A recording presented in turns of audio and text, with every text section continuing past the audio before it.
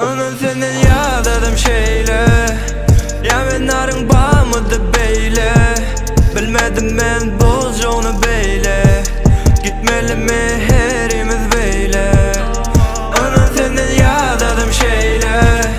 Ya ben narın bağımıdı beyle. Bilmedim ben bozcuğunu beyle. Gitmeli mi herimiz beyle. Bilyan mınem, göryan mınem. Bolsun cezali, düşüncen nolli. Hayvandan tapaudun, sen yoktu. Bolu beset, barzat, öştü.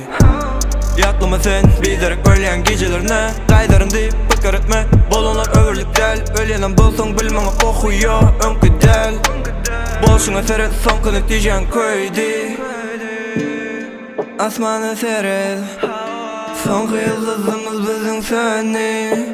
Boşuna seret. Duygularım öştü. Onun senden yağladım şeyle. Ya ben narın bağımıdı beyle.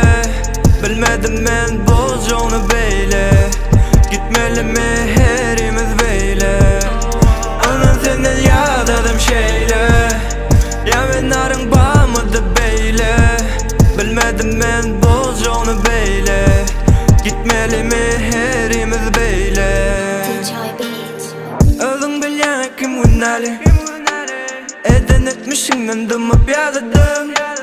Böyle yapalı bu hiç açılmasın. Yaren mezrem izne kaydıp gelmesin. Sebep yok. Onun senden yağladım şeyle. Ya ben narın bağımıdı beyle. Bilmedim ben bozcuğunu beyle. Gitmeli mi herimiz beyle. Onun senden yağladım şeyle. Ya ben narın bağımıdı beyle. Bilmedim ben bozcuğunu beyle. Gitmeli mi